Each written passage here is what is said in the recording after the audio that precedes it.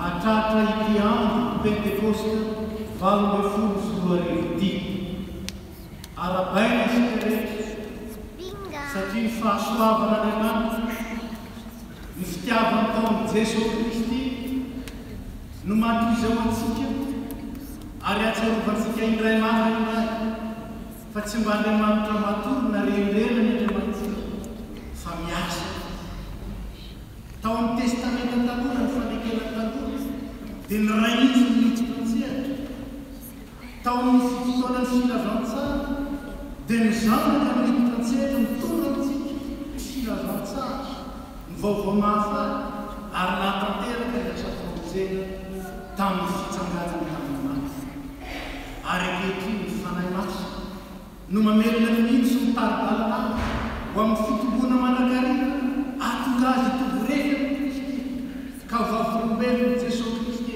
eo anivon'izao tontolo izao fanasina sy fanazavana.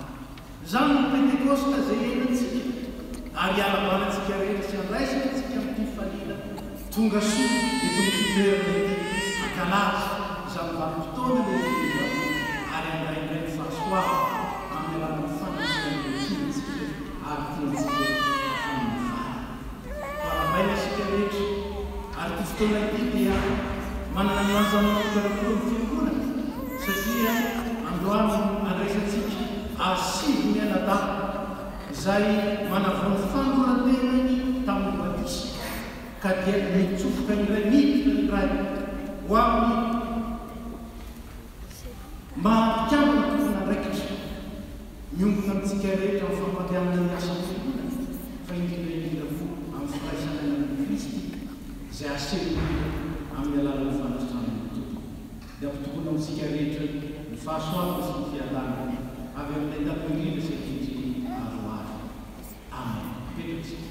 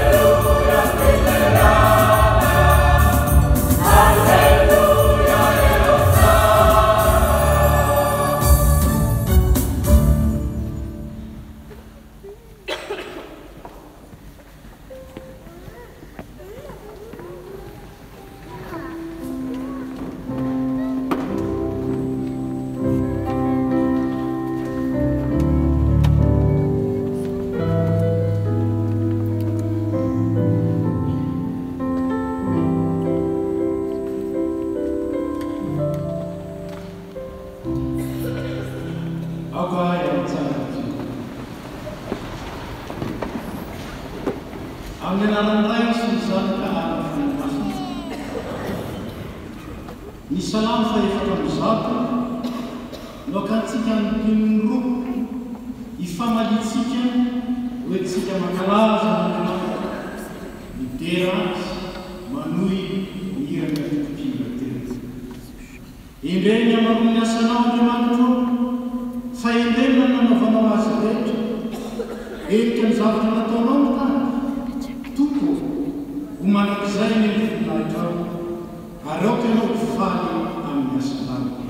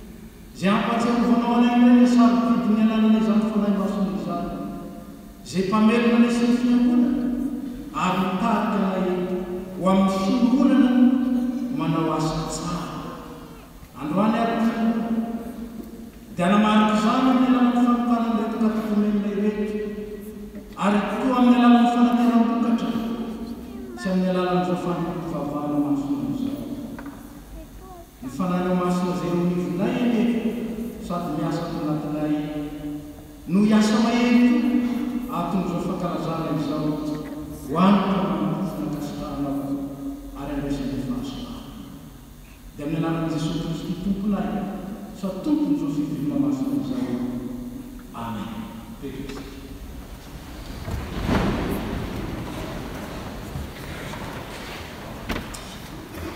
Riavana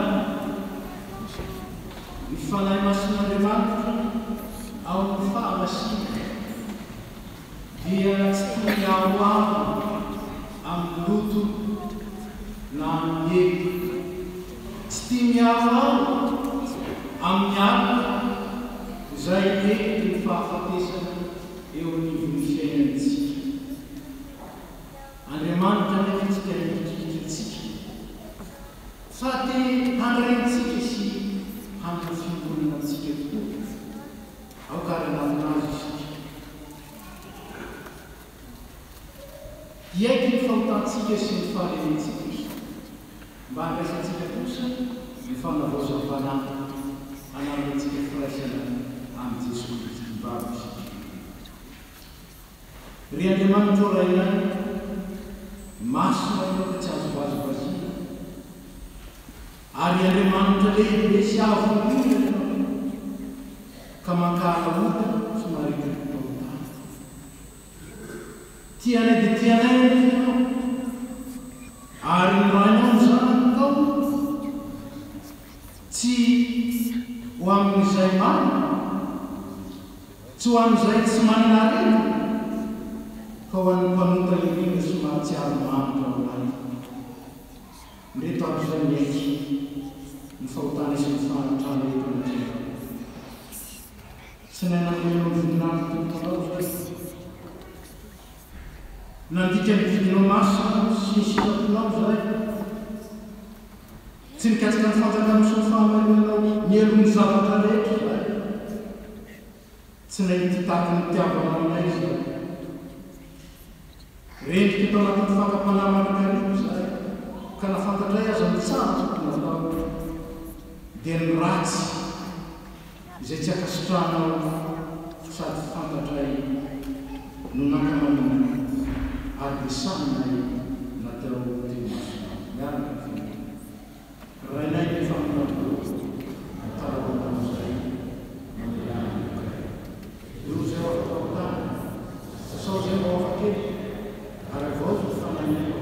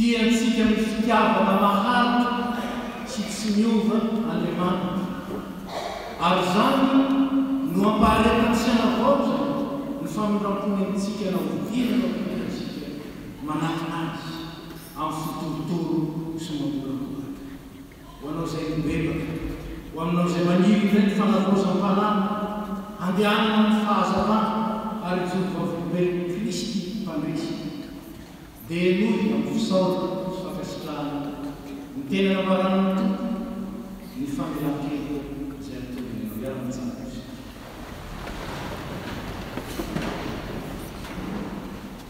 Aza matahotra ianao fa efa nanavitra anao, efa niantso ny nalanao Sady izay ihany ary tsy misy mpamonjy afa-tsy raha. Zaho efa milaza sy namonjy ary nanamaro ary tsisy hafa ao aminareo. Dia ianareo mivavonireny ary zaho n'Andriamanitra. Ko voavelany erokareo no ny anarany masina. Alleluia. Dia raha Andriamanitra. Amen. Oh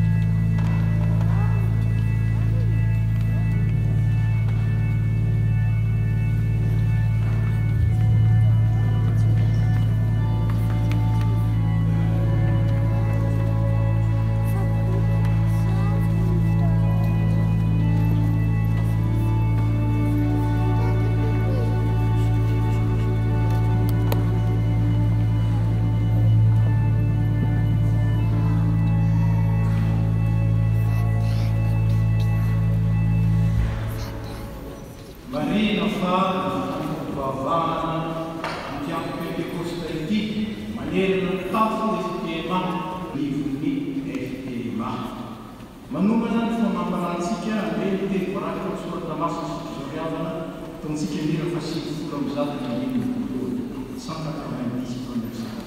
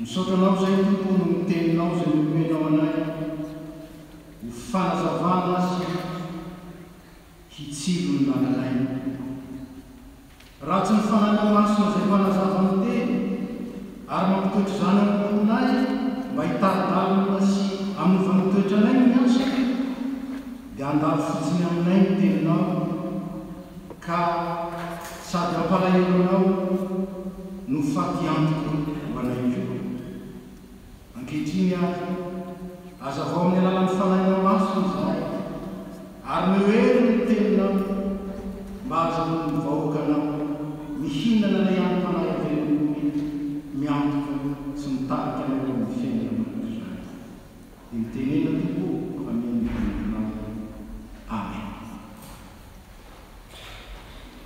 miteny izay hovakina sy andraisantsika afatra ity andro pentekosta ity dia arak'izay votondo ny perikopa ao amin'ny asan'ny apôstôly faharoa ny andininy voalohany ka hatramin'ny faharay ambin'ny folo asan'ny apôstôly faharoa ny andininy voalohany ka hatramin'ny faharay ambin'ny folo ao ny galatiana toko fahadimy ny andininy fahaenina ambin'ny folo ka hatramin'ny fahadimy ambin'ny folo galatiana toko fahadimy ny andininy fahaenina ambin'ny folo ka hatramin'ny fahadimy ambin'ny folo rehefa hita dia vakitsika miseka zany amin'ny anarana tokoa amin'ny tonga ny andro pentekosta teo ny fitoerana iray izy rehetra ary misy fotonga tampoka fitany an-tanitra toy ny rivotra mahery ny fofofo ka nanenika rehetra amin'ny ambony ary misy lela maro mitarenao fo miseho taminy izay zarazara ary mipetraka teo amin'izy rehetra isan'olona izany ary samy fenofanahy masina izy rehetra da dia miteny tamin'ny fiteny maro samihafa araka ny nampitenena ny fanahy masina azy ary mijosy mivavaka tsara mitoetra tany Jerosalema avy tany amin'ny firenena samihafa rehetra ambanin'ny lavitra ary noho ndray zany folo zany dia niaminy nanamaka velihevitra fa samy nare azy ireo miteny tamin'ny fiteny aby izy rehetra dia talanjona sarigady izy rehetra ka nanao hoe indreo tsy galatiana va ireo rehetra miteny ireo ka ahoana nandranesantsika amin'ny fitenitsika any zay nahabentsika dia partiana sy mediana sy elamita sy ponina amin'ny mezopotami sy Judie sy Kapadokie sy Ponto sy Asie sy Frigia sy Pamfilia sy Egypta ary ny tany Libia zay manodidina ny Kirene ary vahiny avy any Roma na Jiosy na Proselita Kretana sy Arabo ka ahoana nandranesantsika ireo ny tena ny fitenitsika avy ny asa lehibe ataon'Andriamanitra galatiana toko fahadimy manomboka amin'ny andininy fahaenina ambin'ny folo fa hoy izaho mandeha araka ny fanahy dia tsy ahatanteraka ny filany nofo ianareo fa ny nofo manolotra ny fanahy ary ny fanahy manolotra ny nofo ary ny fanolotra izy roa mba tsy ahazahoanareo manao izay zavatra tianareo fa raha tarehin'ny fanahy ianareo dia tsy mba ambany fanahy fa miariary ny asan'ny nofo dia izao jangajalala, valokolo, fijerijerijo, fanompotsana, fanaovana ratsy, fankafina, fifandira, adolahy, fiafina folo, fifampiandaliana, fisarana, fitokolo, fiainoana, fahamamoaka, filalaovan-dratsy, ary izany izay lazaiko aminareo raha teo tahaka ny voarazoko fahiny io fa izay manao izany dia tsy andova ny fanjakan'Andriamanitra fa ny vokatry ny fanahy kosa dia fitiavana, fifaliana, fiadana, famoram-panahy, fanaovan-tsoa, fahamarina, fahalemem-panahy, fahonoana, tsy misy lalàna manomboka izany fa izay an Kristy Jesosy dia efa manombonofi mba mifandriny sy ny filany tamin'ny sotra iny raha teo ny fanahy isika daoka andeha ary mialona mankina ny fitandrantsara ataontsika ireny ny fahampambenana ihany miara-mitsango isika.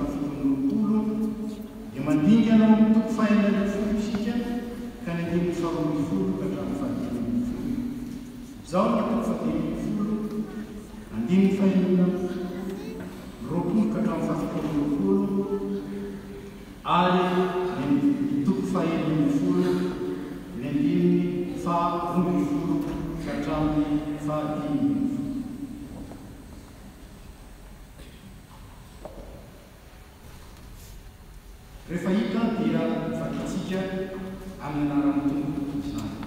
Izao ny fahadimy manomboka amin'ny fahaenina.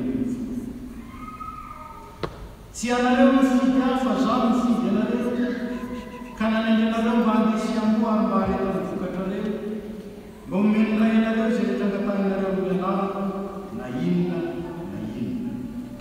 Izany zavatra izany mampitiko anareo mba mifankatiava tonga dia nitsabekinao fahaenina fotsika. Fa raha tonga ny fanamitra izay raha ho aminareo avy amin'ny ray dia ny fanahany fahamarinana izay mivoaka avy amin'ny ray dia izy no vavolombelona nampanahy ary ianareo no vavolombelona nambalo satria ianareo no fatitaonjo hatramin'ny toko fahaenina. Mbola manana zavatra maro lazaina aminareo aho nefa tsy zakanareo ankehitriny fa raha tonga ny fanahany fahamarinana izy mitaridaina anareo amin'ny marina rehetra fa tsy hiteno azy fa izay ho reny holazaina foana ary ny zavatra ho avy dia ambarana aminareo.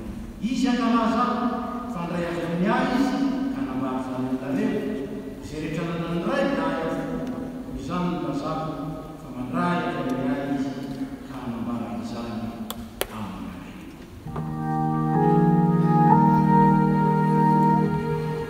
Oh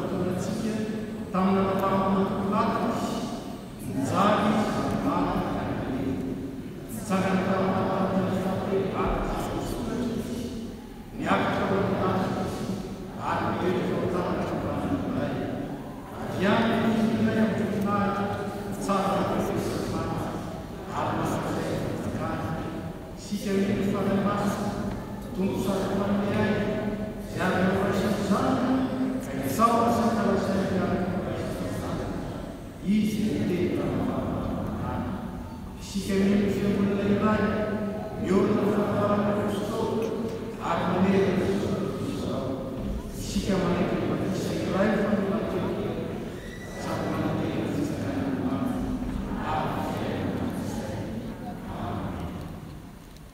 taontsika ny fahatelo amin'ny sivifolo amby zato ihany miankony ny fitondrana ny afatra.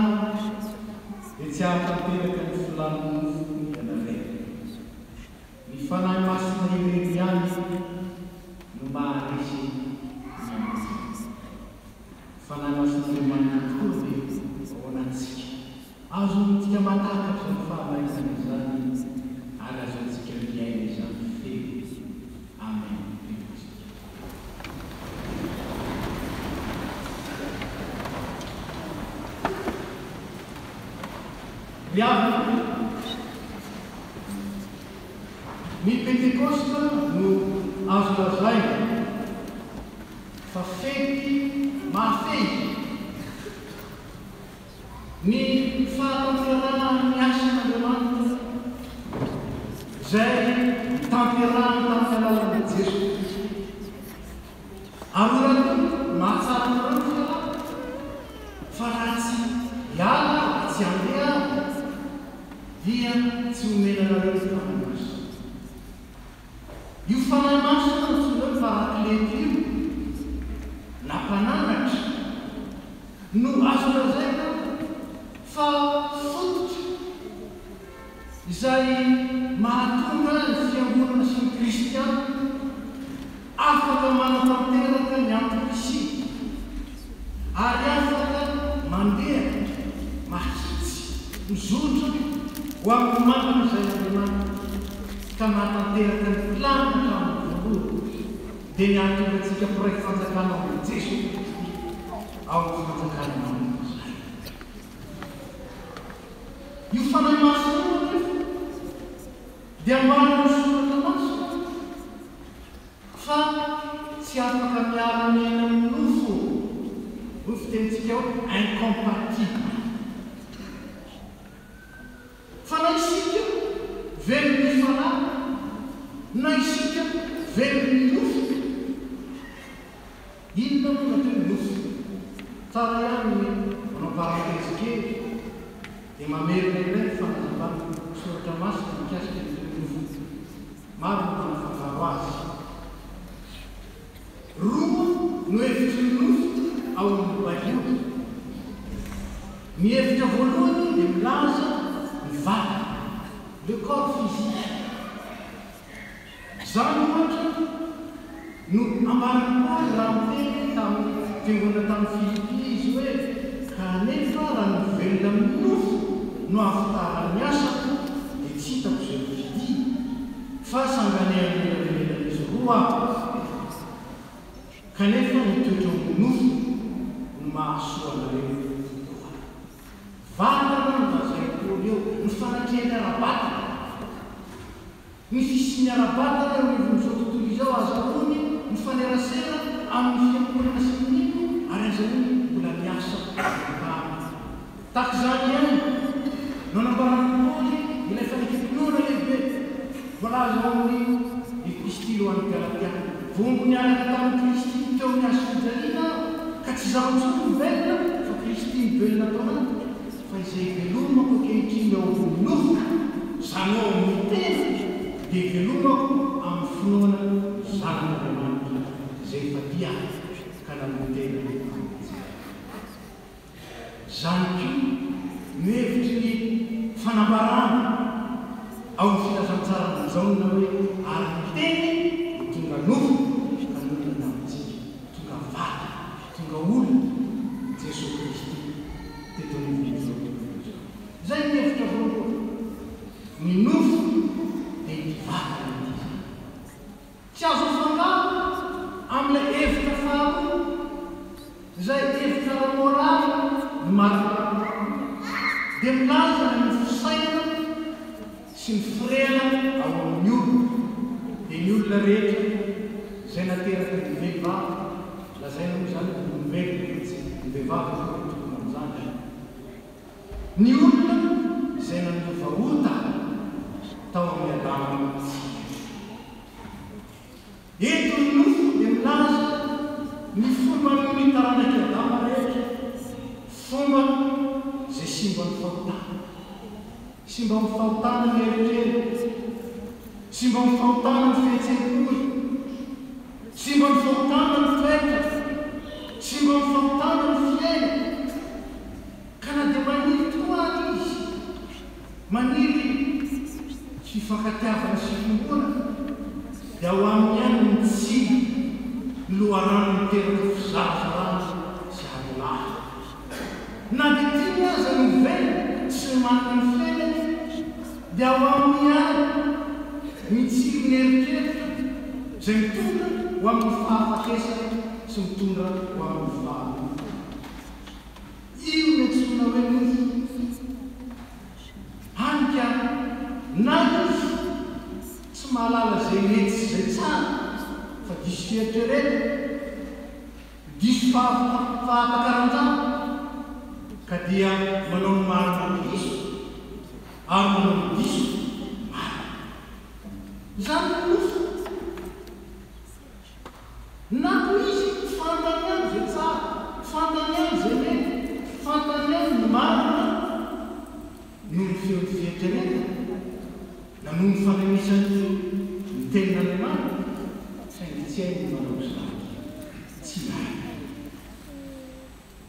voaloto ny fieritreretina ny Paoly satria malemy izy komitiana ny fahavava andreny dia ondrindry Paoly rehefa manazava ny heriny nofo io fa fantatra fa tsy misy zavatra tsara mitoetra taony dia atao ny nofo fa atao anaty ihany ny fikasana saingy ny atanteraka ny tsara ny tsara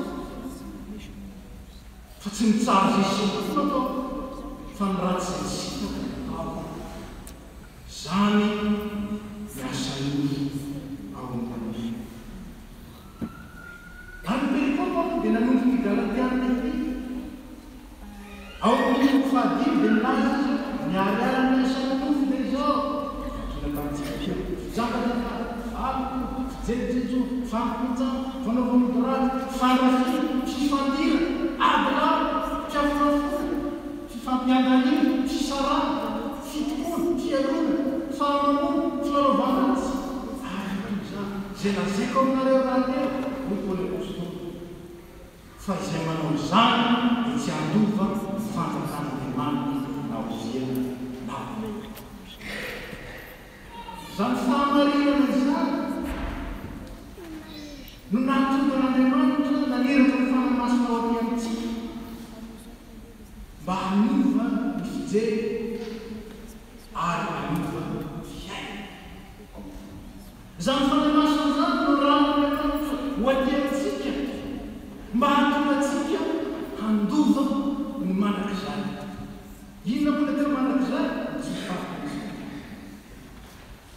dia ondrindro ao amin'ny toko farany ty Galatiana io fa izay mamafy amin'ny nofony dia hijinja fahasombana avy amin'ny fa izay mamafy amin'ny fanahy dia hijinja fiainana avy amin'ny fanahy raha izany azy raha izany aniavana ny asany nofo inona kosa ny afaka amintsika mba aza amintsika mandraiky ny fanomezan'Andriamanitra satria fanomezan'Andriamanitra tokoa ny zava ny fisina ny fiaina ny fiadana ny fifankatiava ny fiomonana ary ny fiainan'Andriamanitra fanomezan'Andriamanitra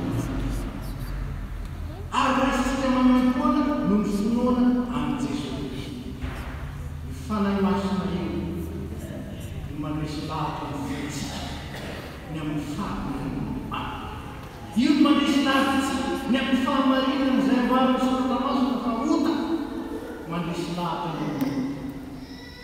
io fanahy masina Andriamanitra io no mandresy lahatratsika ny amin'ny fahamarinana teny ka mampitoetra izany ao amintsika mba tiatonga atsika andeha amin'ny maizina fa amin'ny fahazavan'ny teny ary fanahy masina parak'ilay no pampaherentsika mahatonga atsika afaka mandiaraka ny fahamarina ary afaka mandresy ny fahotana sy ny fahakapana motsy zany nambarana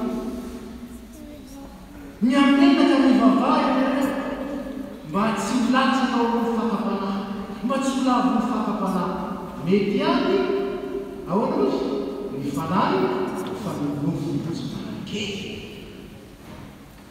ny nofo maso afaka atsika ny nofo mahatonga atsika very lava nao fisolava ary ny nofo mahatonga atsika mieritreritra tsara saingy manao ratsy motsy iainantsika isanandro le zany motsy iainana eo amin'ny ankonana sy ny fianakavianao le zany maniritsika ve napatezitra ny anabavantsika na ny anadantsika no vene very mivady hoe mataoko ina faitsaka ny isanandro tsy zany mihitsy tikenao kanefa aveo mampalahelo azy aveo dia mampimaty azy tsy haintsika amin'ny asanofo ny manao tsara amin'ny heritsika satria nandova fahalovana avy tamin'ny olona isika dia minany mantatsika menany mantatsika ny fanahy masina io fanahy masina io no manazavatsika ny amin'ny fahamarina io no manome heritsika azo antsika manatanteraka ny ary io mitahiry eo amintsika ny planina n'Andriamanitra azo antsika mandeha araka isika olombelona amin'ny maha-olombelontsika dia efa nomen'Andriamanitra nomen'Andriamanitra eritreritra hikatsaka izany manak'izay zany hikatsaka izany tsara zany ary moa tsy voambolana ampiasaina amin'ny fiarahamonina le zany hoe fahamarina ny fahitsiana ny ranosykitsiny ny fiainana ny fiadanana na koa ny fiavana moa tsy irairaina zany kanefa aiza hoaizy zao isitsika moa tsy raha zay midandrika izany indrindra fa matetika ny manitsakitsaka zany hitatsika amin'ny raha politika nitendrena ny misy anankiray mba hiaro ny corruption indrindra amin'ny zany hoe amin'ny fampandehanana ny vola tokony ho an'ny fanjakana ho an'ny ve izy indrindra ny manao an'izany impiripiritsika no mandeha fa ireo zay nanantanao amin'ny lalàna ho amin'ny na dia lalàna famovozana fotsiny azy za manofana folo farotakely fa nandika ny lalàna famovozana ministre zao mandeha sans interdit député zao tratra fa dépassé ny limite de vitesse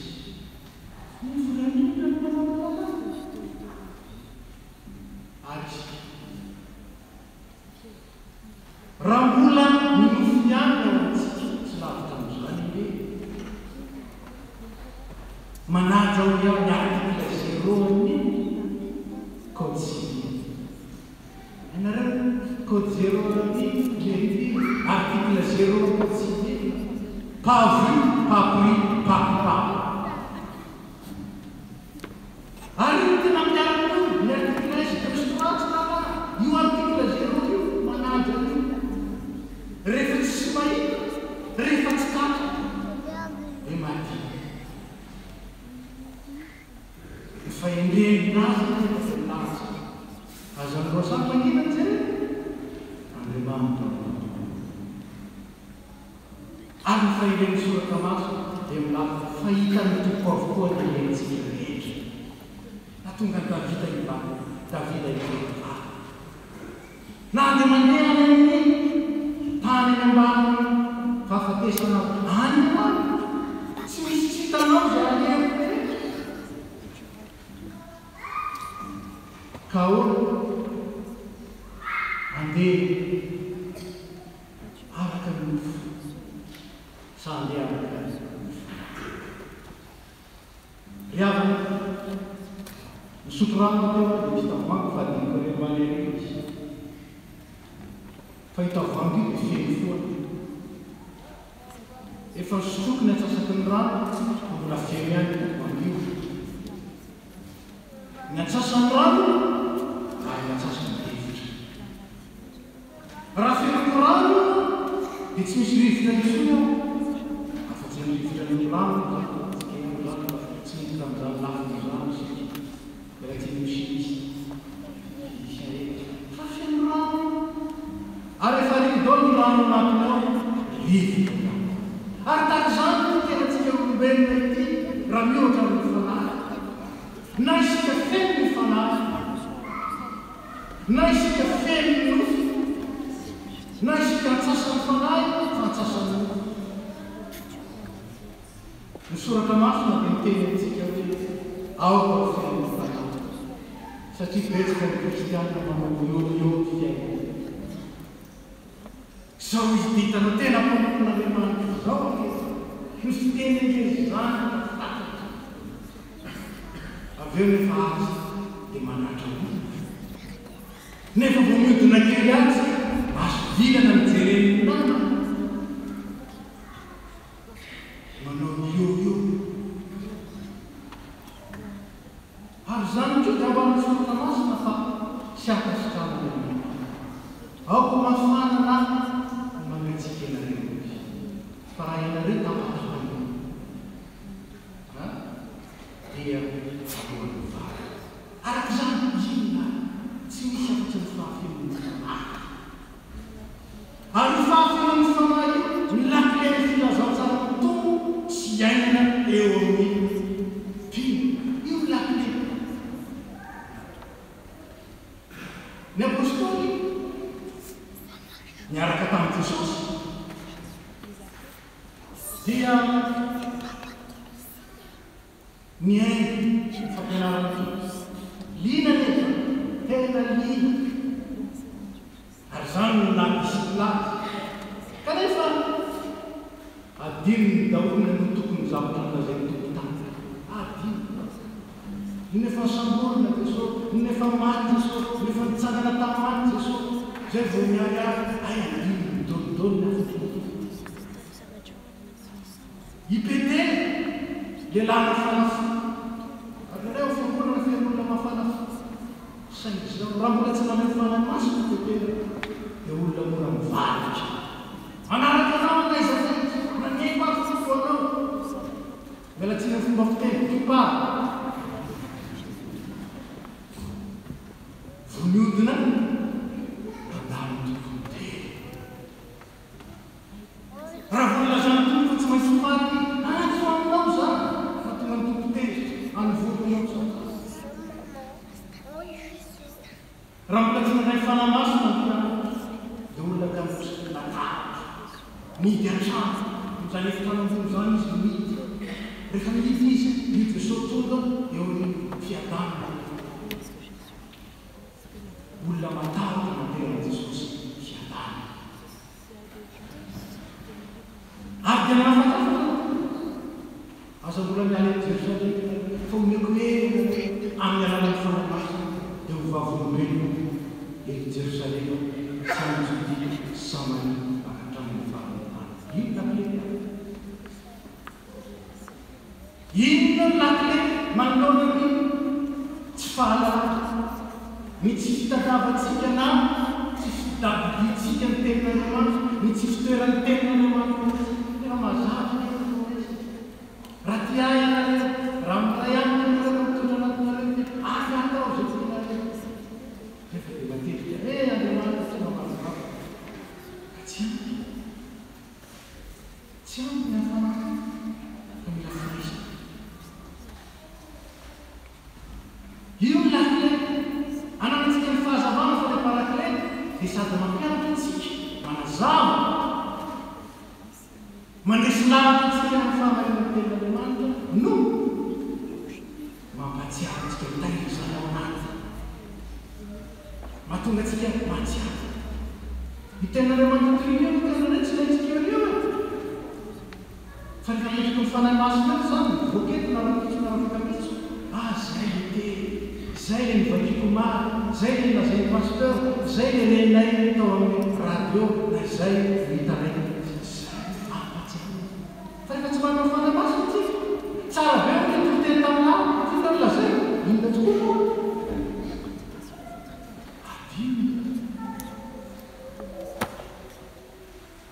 Nefa nafantatsika azy ny fahamarinana ny tenin'Andriamanitra, natakatsika azy izay ambara. Dia tokony tsarotsika fa tsy haintsika manatanteraka amin'izany. Gambotsika reto fa voavelona izany tsy haintsika manatanteraka ny tenin'Andriamanitra fa ny fanahy masina no manome antsika. Aza antsika mandresy fakapanahy ary mandresy ny nofo. Nahoantsika tsy mahatanio ka ny nofo ka mampitahotra, ny nofo mampisalasala ary ny nofo mamatitra. Mamatitra. Raha manao an'io ohatry zao dia matatra, tsy sahy matatra.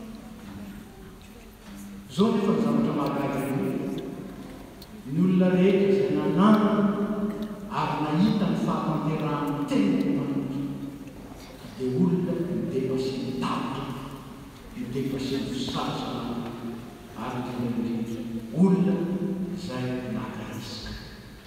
Risika ny fitaka. Risika. Ary zany mahatonga tsy rationnel. Ny rationnel tsy maka risika zany. Un poussin égale deux cigales. Fa raha tsy fantatrao ny un poussin égale tsy fantatrao, tsy hitako zany. La foi est un risque. Ary zany kanefa io risky efa nalain'i Jesosy. Ary ny fanahy masina ny mampahery antsika ao anatin'izany na dia hitantsika azy ao risky. Dia sahy isika satria resy lavitra fa marina ny tenin'Andriamanitra. Resy lavitra fa mahery, resy lavitra fa mahatoky l'Andriamanitra, tsy miova ny hoan'io somary ary maro. Ratsy ny fanahy masina. Dia fikambanana manaraka fomba mpivavahana, fikambanana mpitana foto-kevitra sy manao fihetsiketsehana fotsiny, toerana ivoriana fotsiny anatanterahana ny tsirairay avy izay mety hetaheta ambony ao ty mba ho sarona ny fitaoko vavahana. Manjary zany fotsiny nefa tsy zany fa vavolombelona. Vavolombelona ny fanahy, vavolombelona ny hevitra, vavolombelona ny fitiavana ka maneho ny fiaina ny asan'i Kristy ary maneho eo amin'ny fiaina ny fahatsarana. Raha tsy noho ny fanahy masina velona sy miasa ao anatin'ny olona dia olona manana titre fotsiny chrétien, ino ny mparay fanasana tompo, ino ny paster, ino ny dekôly, dia manjary olona mpanarakarana fomba fotsiny. Le kristiana fa tsy olona vaovao, olona mivelona sy maneho tenin'i Kristy eo amin'ny fiaina. Iarareo katekomena izay nanomboka indray amin'ny fotoana izao, dinya eo amin'ny fahalalana. dia nampitandremana izany mivavaka sy mifilomana amin'ny tenin'Andriamanitra ny tenin'Andriamanitra satria fahamarinana ary mivavaka satria ny fanahy masina no mampitoetra izany fahamarinana izany sy manentsika andianana izany fahamarinana tandremo sao dia kristianina mafanaka fotsiny fa tsy manana mafanaka tandremo sao dia kristianina anarana fotsiny nampanay fanasana tompo fotsiny nefa tsy manana mafanaka tandremo sao dia mahalala fotsiny ny fitokonona kristianina sy taizananareo nakinery tao mahalala fotsiny misoratra masina sy izay rasan'Andriamanitra antsika kanefa tsy mahatanteraka izany tsika tsy mandroso amin'izany tsika tsy mitombo amin'izany tsika tandremo efa nomenanareo ny fananana nefa namasina raisy ako feno fanahy nareo aza mampalahelo ny fanamasin'Andriamanitra izay namasinareo tomboka sy ho amin'ny fiainana miainga nareo zao ary fantanareo ny destina sy fiainana ny fanahy masina mitondra nareo mitarika nareo mampahely nareo ary manazava nareo aton'izany manana izany tsy mitoky fa aton'izany manana izany lalana sorana nareo tahaka ny sorana rehetra ho amin'izany voninahitra manitra raisy ny fananana ako feno ny fanahy aza mamono ny fanahy ary aza mampalahelo ny fanahy masina efa vita mitomboka se efa vita mitomboka vatsy ao tany vita efa tatoe nefa samy zany ny fanahy masina no mampatsiaro nareo zany manaka atonga nareo atoky fa tombotombo mandresy nareo ary mavolombelony fanahy ny apôstôly rehefa telo rehefa hitory ary ny apôstôly dia feno fanahy masina ary Petera dia feno fanahy ary Paoly dia feno fanahy ary sika dia natsono ny vavolombelona raha tsy misy fanahy ao tsy vavolombelona isika fa vavolomaty sanatry ny maty saingy tena vavolombelona amin'ny teny malagasy moa vavolombelona dia teny tsara mihitsy vavolombelona zany vavanareo io le olona ny tenanareo ny tenanareo ny fiainanareo ny fiatsika io mivava ny teny ny olona hoe vois comme il est bon le Dieu qui arrive vois comme il est bon le Jésus qui arrive vois comme il est bon le Saint-Esprit qui agit reste aminareo ny fahasoavan'i Jesosy Kristy fitiavan'Andriamanitra ilay amin'ny firaisana fanatsoana mahatonga nareo vavolombelona mahatoky ka andresenareo asan'ny nofo rehetra satria efa nomenanareo ny fanahy masina izay ampahelinareo amin'ny tsara ary indrindra tadidalana nareo ho amin'ny fahamarinan'Andriamanitra hatramin'ny zoana mahatoky ilay miantsoanareo izy mitsenanareo amin'ny lamozany ka andray anareo vavolombelona mahatoky avia ianareo zay tahimba tamin'ny kely tegna midika ny fifaliana tanteraka aminareo izy eo aminareo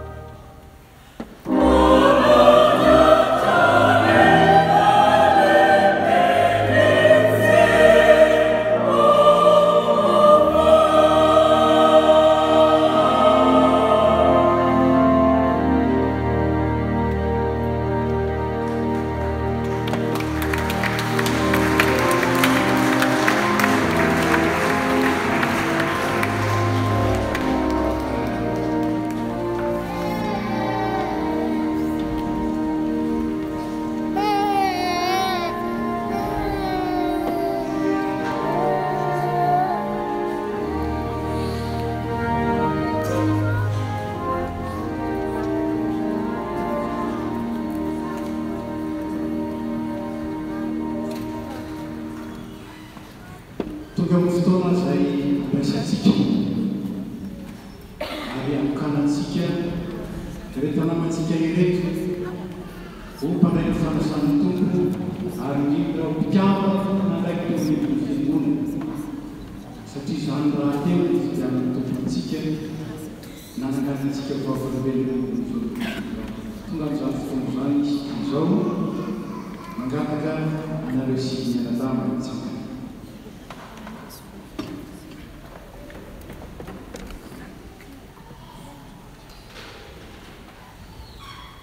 Ria fangalana rehetra amin'ny tompo ny fahasoavan'Andriamanitra sy fitondrany fiangonana dia fifaliana ao antsika io andray reto monjena nampitompo isanandro isan'ny fiangonana reto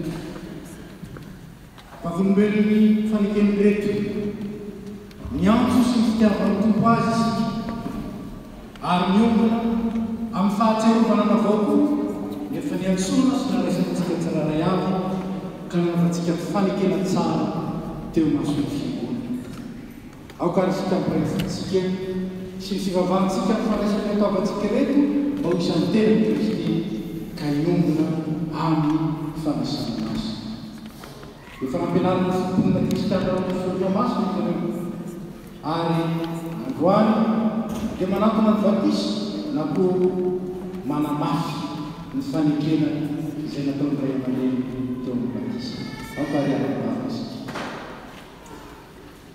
ry Andriamanitra raisako mandrakizay misaotra anao amin'ny fonay manontolo zahay sitraka ao mantsy nanome toky anay fa miteny fikasana momba ny famonjena dia ho anaisin'ny zanakay ary ho an'izay rehetra lavitra na iza nantsoko fitiavana anatony zao Andriamanitra tsara sady matoky ny fanambaranao zay teo mibatisa dia nanokana ny zanakay ho anao zay ka nangataka filitsahany fahasoavana ho aminy nampianarina ny filazantsaranao izy ary ezaka izay na dia naleny azy mba hitariky azy ho amin'ny fiainana manakizay dia mahalalanao izay Andriamanitra mitokany sady marina sy Jesosy Kristy izay fiangonana ankehitriny ary rehefa naleny antsonao izy ka afaka hifidiakana lalana ny lalana izorany dia iny tonga eto anatrehanao anambarana tompo inona ny vavakareka miavaka aminao azy ireo ary raisiko izay reka mikitriny mba ho amin'ny fanaisana masina aminao amin'ny anaran'i Jesosy Kristy zanaka mba monjanaina kataminy ho azy ny raha hoanao ray an-danitra soany farakasina midera sy milaza nahatra manaka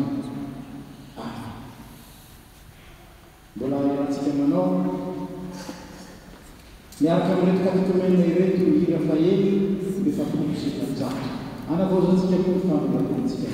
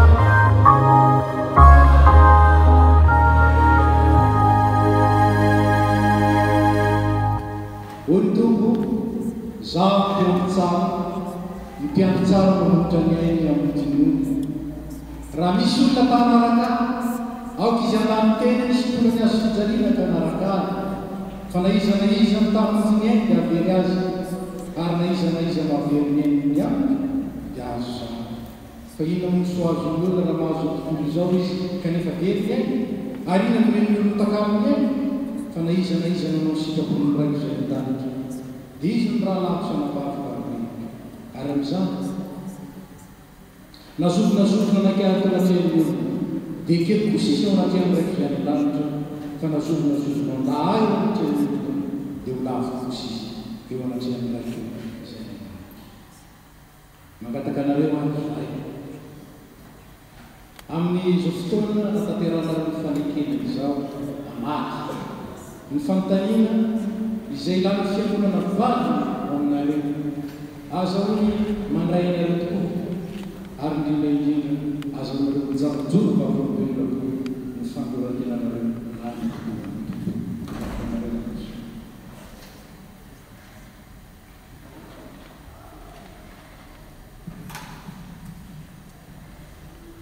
ianareo va minon'andriamanitra paharentsika sady rentsika ny danitra zay tiantsika ka nanome Jesosy Kristy zananay tokana zay matsy nifanana tamin'ny maty famonjenantsika mihinan Jesosy Kristy zanany zay maty famelan-kelika sy fiainany manak'izay ampanoa tamin'ny be ka manaiky azo tombo sy mpamonjy va ianareo moa ianareo va manaiky ho an'ny tenanareo ny fanekeny batisa zay andraisanareo ny fanomezan'ny fanahy masina izoranareo ny lalan'ny fiainan'ny kristiana ka ho tian'andriamanitra sy akatony sy kapolo ary atsara fa nivavaka sy nyfamakiana ny baiboly amin'ny famonjena fanompovavahana sy ny fanasana masina no adiny sady tombotsoa ambino izao ianareo dia anao mivavaka izay mariky ny fanekenareo ny asan'ny tombo taminareo sy ny fangatanareo mba ho avao san'andriamanitra olo mba ho avao ao amin'ny kristiana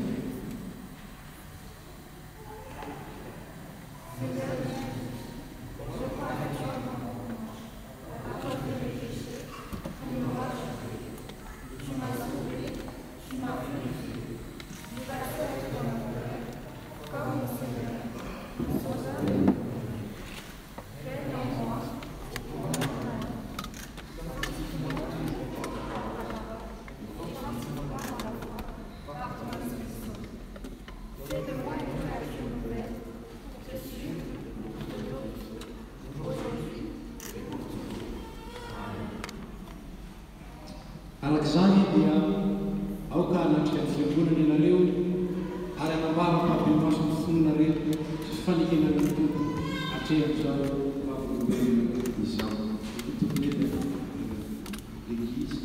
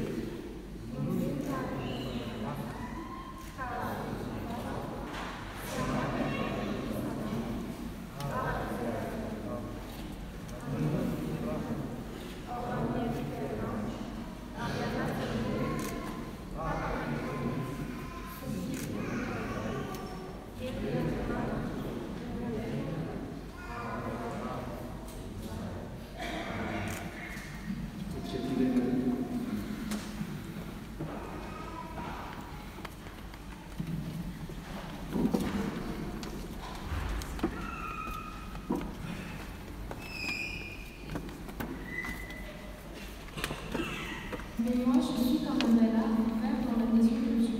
Je compte sur son amour toujours et pour toujours. Sans cesse, je veux te dire merci, mon Dieu, parce que tu as agi. Devant tes amis fidèles, je mets mon espoir en toi, car tu es bon. Psaume chapitre 52, verset 6 à 12. Zaho manapadisanao amin'ny alanany ray sy ny zanaka ary ny fanahy masina. Atsangan'Andriamanitra pahavo vavolobelona mahatrika ianao ary ny fanahy masin'Andriamanitra taridalana manisanao ahatonga anao andeha amin'ny fahazavana ahatonga anao hahery ahatonga anao ho mpandresy ary ahatonga anao ho vavolobelona olombelona mahatoky aneo am'izao tontolo izao sy ny fiarahamonina fa tsara ny Andriamanitra ininao ary aneo manodidina anao ny fitiavany Kristy izay manoatra noho ny zavatra rehetra. Mahatoky le niatso anao izy anefa izany. Amen.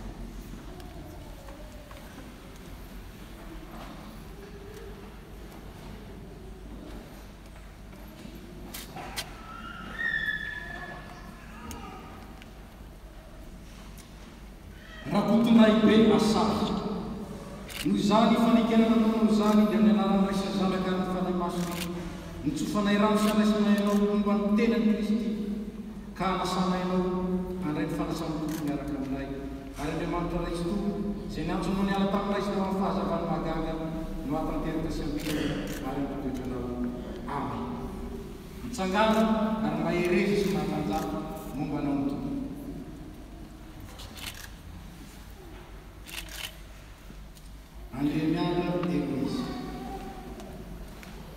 Non, certes, je ne suis pas encore parvenu au but, je n'ai pas atteint la perfection, mais je continue à courir pour tâcher de saisir le but, car Jésus-Christ qui réside de moi. Je poursuis ma course vers le but pour emporter le but attaché à la paix que Dieu nous a adressé du haut du ciel dans l'union avec Jésus-Christ. Philippiens 8, Philippiens 3, verset 12 à 14.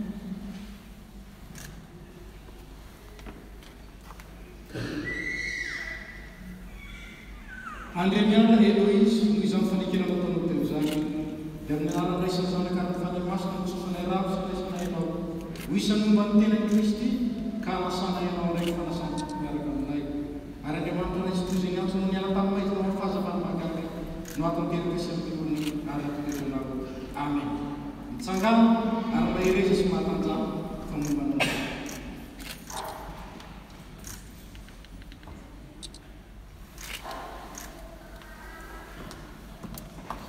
Rasoafara Martina. Ary Jesosy niantso ny mpianany roa ambin'ny folonany ankeo aminy nanome ny fahefana hamoaka ny fanahy maloto sy hahasitrana ny aretina rehetra mba amin'ny rovo rehetra.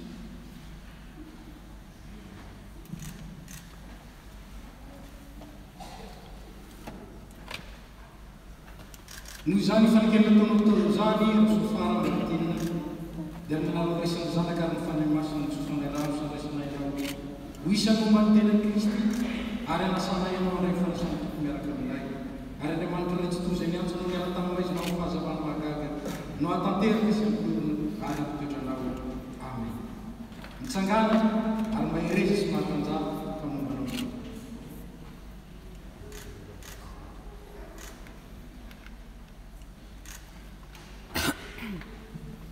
Andriana Rivony Fédération.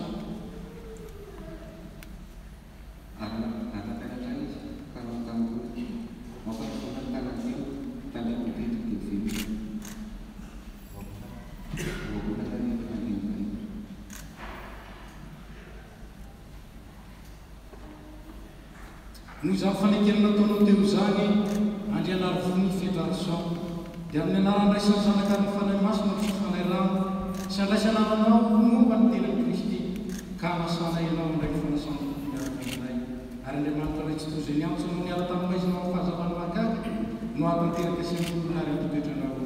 Amen. Mitsangana ary maherezy sy mahatanjaka fa momba anao.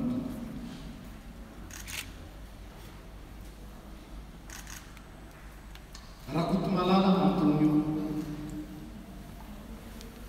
Ce n'est plus moi qui vis, c'est Christ qui vit en moi. Ma vie en tant qu'homme, je la vis maintenant dans la foi au Fils de Dieu, qui par son amour pour moi s'est livré à la mort. Amen.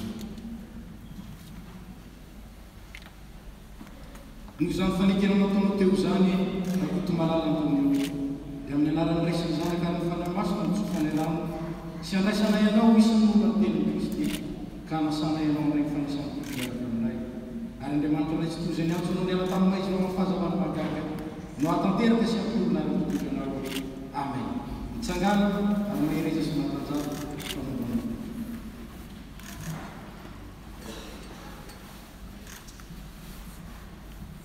Amen. Jonathan. heureux qui ne suit pas les conseils des gens sans fin de gloire. Ce qu'il aime, au contraire, c'est l'enseignement du Seigneur. Il le médite jour et nuit. Il est comme un arbre planté près d'un cours d'eau. Il produit ses fruits quand la saison est venue, et son feuillage ne perd jamais son fraîcheur. Tout ce que fait cet homme est réussi. Psaume chapitre 1, verset 9. Nous en fanikelno tono teo zany amen zanata dia amin'ny anarany raisiny zanaka ny fanay masina nitsofanay rano sy andraisana ianao sy momba ny tenan'i Kristy ka anasana ianao andraiky fanasana toko miaraka aminay ary Andriamanitra ray tsy toy izay niantso no niala tamin'ny maizina ao fahazavany mahagaga izy ny atanteraka sy ampioriny ary mpitoetranao amen nitsangana ary mahireza sy mahatanjara momba anao.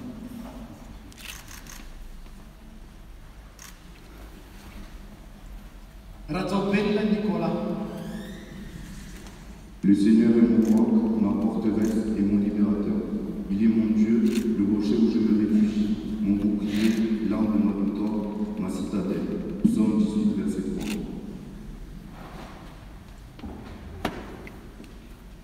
Nous en fanikelana tono teo zany Rajabel Nicolas dia amin'ny anarany raisiny zanaka ny fanay masina nitsofanay rano sy andraisana ianao ho isan'ny momba ny tenan'i Kristy ka anasana ianao amin'ray ny fanasana toko miaraka aminay ary Andriamanitra ray tsy toy izay niantso no niala tamin'ny maizina ao amin'ny fahazavany mahagaga no atanteraka sy ampiorina ary ampitoetranao amen nitsangana ary mahireza sy mahatanjara momba anao.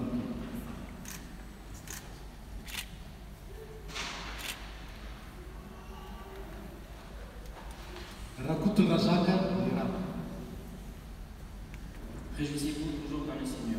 Je le répète, réjouissez-vous. Ne vous inquiétez de rien, mais en toute chose faites connaître vos besoins à Dieu par des prières et des supplications, avec des actions de grâce. Et la paix de Dieu qui surpasse toute intelligence gardera vos cœurs et vos pensées en Jésus-Christ. Philippiens chapitre 4, versets 4, 6 et 7. Nous en fanikelana tono teo zany rakotondrazaka amin'ny rato dia amin'ny anarany raisiny zanaka ny fanay masina nitsofanay rano sy andraisana ianao ho isan'ny momba ny tenan'i Kristy ka anasana ianao andray ny fanasana toko miaraka aminay ary Andriamanitra ray tsy toy izay niantso no niala tamin'ny maizina ho amin'ny fahazavany mahagaga no atanteraka sy ampiorina ary mpitoetranao nitsangana mahireza sy mahatanjara mombanao.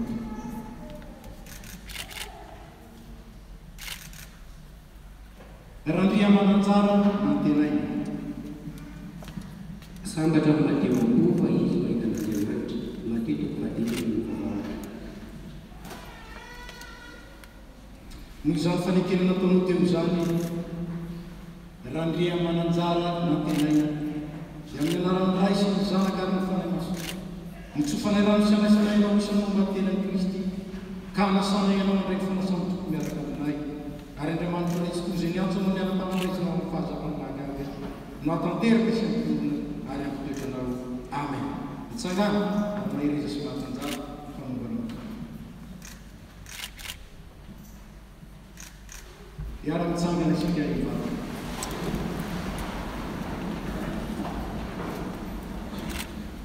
Raha eo misotranao zay ty fotoana nomenao ivy manay iainanay ity misotranao zay Jesosy Kristy tomponay no mifanatrianao manatrika ny fahatanterahany asanao ianao ary miara-mankalazanao amin'ny ray sy ny fanay masina zay kehitriny misotranao zay fanay masina manaiky omba ireto mpanomponao ireto hitaridalana azy anazava azy amin'ny alalan'ny teny misoratra masina ampahery azy amin'ny finoana velona ary azona azy amin'ny fiainam-bavaka isanandro ka andraisany fahasoavanao ary anangananao azy hovelombelona matoky hatrano mba hierinao reo ary angatana indrindra aoka ny fampiraisana avy aminao ko fanay masina ahatonga azy reo ho tena iray aminay rehetra ka hiara-manompo tomty fiangonana ity ary indrindra aneo ny voninahitra aho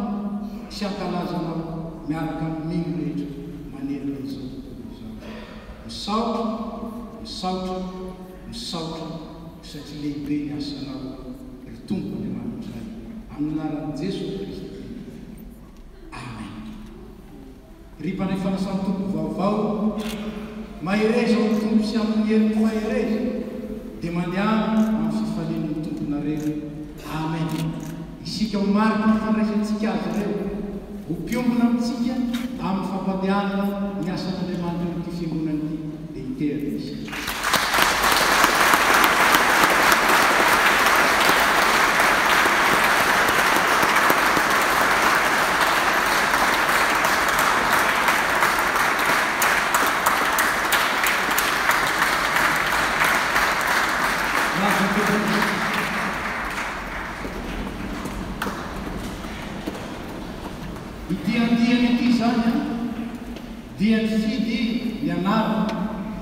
Le nom de la promotion 2018 qu'ils ont choisi, c'est Fazabana Lumière. Et en disant Fazabana, j'en connais le nom, Fitariani, Fanaimas.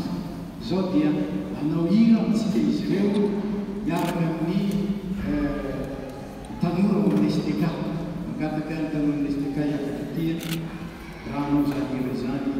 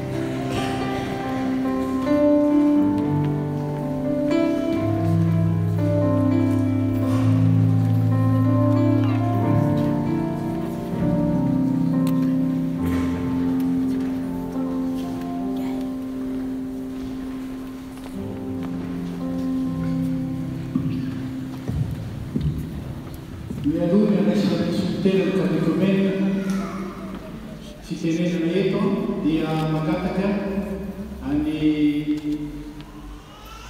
tu liva del somba alla cattiva.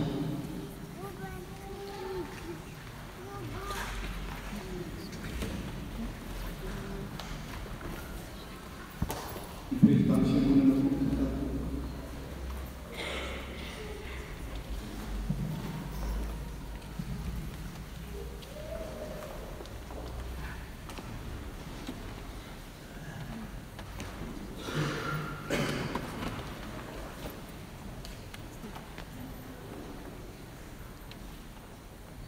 Chers nouveaux communiants de la promotion Khazabad, juste un petit mot pour vous exprimer notre joie pour ce moment que nous venons de vivre et surtout pour votre engagement. Nous vous avons accompagné. Nous avons enseigné aussi les fondements de la foi et nous vous avons exposé le secret d'une vie chrétienne aboutie. Et vous savez que c'est un chemin qui n'est pas facile, mais c'est un chemin où Dieu veut vous prouver que dans vos faiblesses, il est votre force.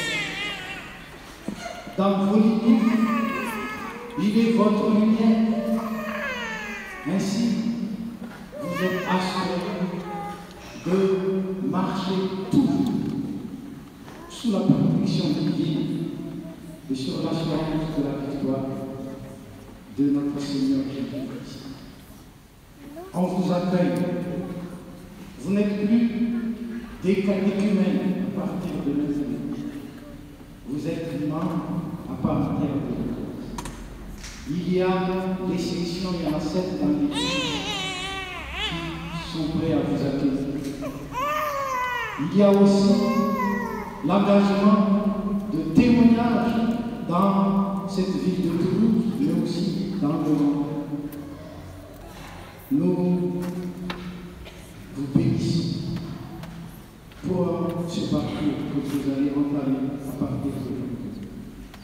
Permettez-moi de remercier aussi mon collègue Yves Albesson qui est toujours avec moi pour vous encadrer, pour enseigner et surtout pour vous donner des conseils par rapport à l'expérience qu'il a eue dans la suite de Jésus.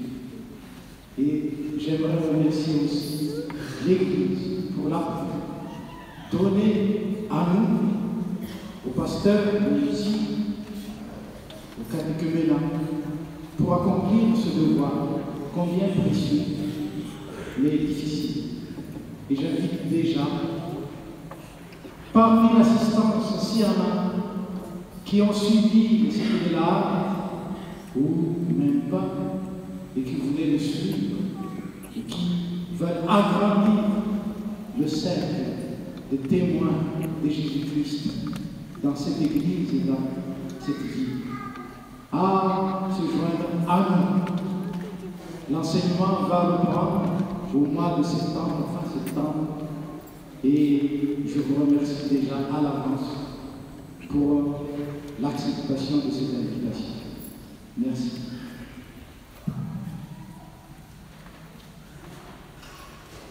Donc c'est témoigner la promotion lumière que je souhaite m'adresser à vous aujourd'hui.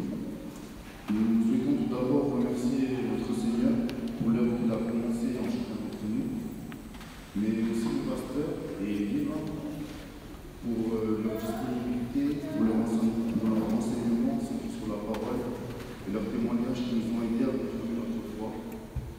Nous souhaitons aussi remercier l'Église qui nous accueille aujourd'hui, car elle nous a permis de suivre les cours de catéchuménat tout au long de cette année et qui met aussi en place des activités diverses au sein de l'Église. En guise de notre gratitude, nous souhaitons remettre aujourd'hui au pasteur et à l'île un cadeau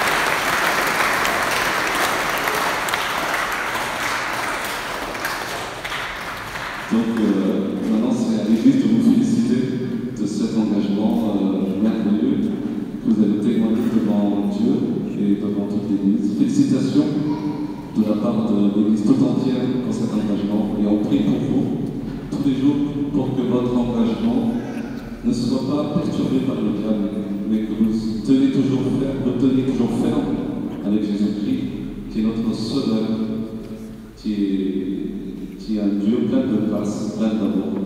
Et soyez toujours bénis dans cette nouvelle vie chrétienne qui commence aujourd'hui pour vous. Et un grand merci pour cette participation symbolique donc, qui nous touche beaucoup pour participer à l'achat d'un nouveau rétroprojecteur puisque le nôtre est déjà un peu fatigué.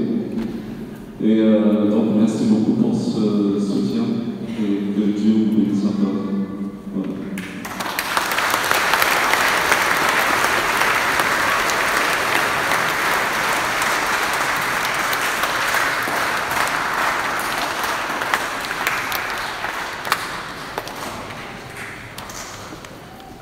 Tokony fotoana ny faraisana fanasany tompo zao voalohany amin'izy sipianadahy reto zao ary nyzany dia mitsika anjara manokana izy ko anatin'ny fandraisana izy ireo no mampandraisana voalohany zay vao mampandray mitsika rehetra vazavaina rehefa veo ihany zany manombona fomba mampanantsika ao amin'izany isika mitsika ngira fa mibako amin'izany ny teniny voalohany.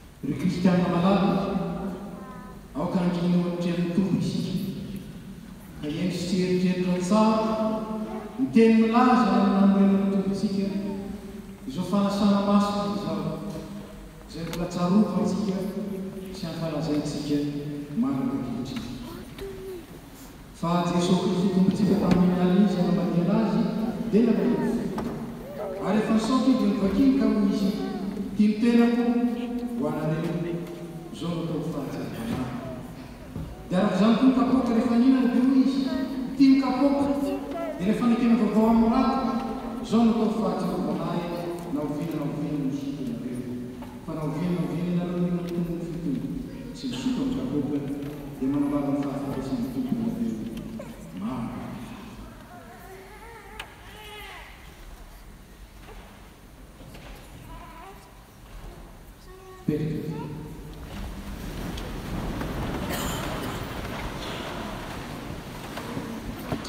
Ry kristiana malaky arak'izany teny fanorenana izany aokaritsika tsara ny Jesosy Kristy indrindra izy maty misoloantsika sy mitsanga amin'ny fanavaranantsika dia fanampiavana izay natolotr'Andriamanitra antsika aokaritsika ianao sarosimba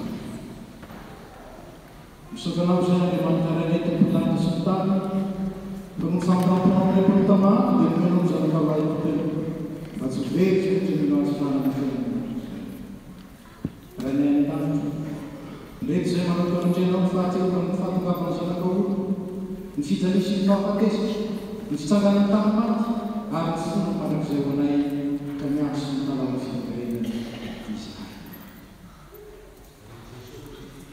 ankehitriny raha eo aidiny ny fanay masina ambany amin'ny fonay ka andraisany tokoa ny tomponay amin'ny fonona velona amin'izao izy manatona anay amin'ny alalan'ny fanasana izao miaraka rivotra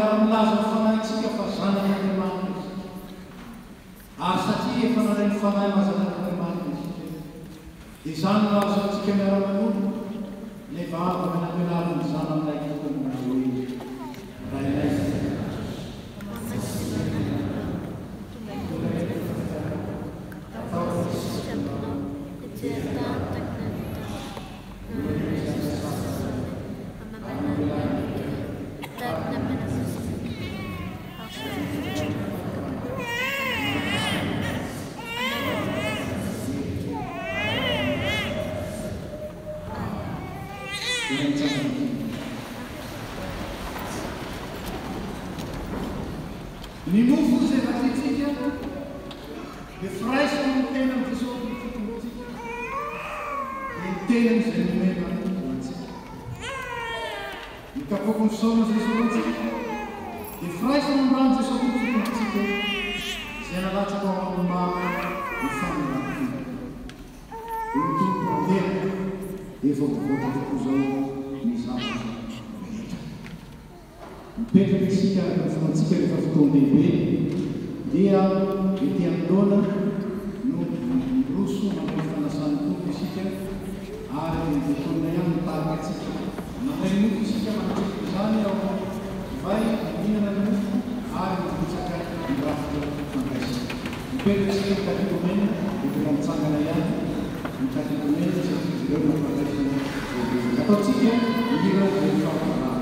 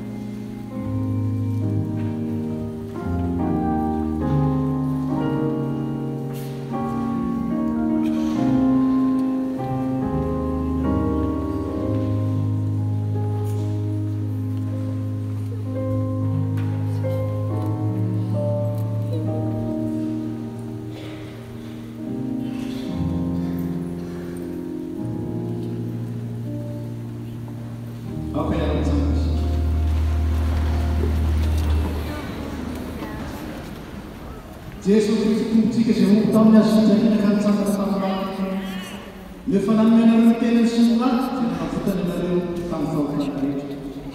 Izy eny no ampahery arona ny fona maro no fiainana manokizay ho aminareo amin'ny fiadana.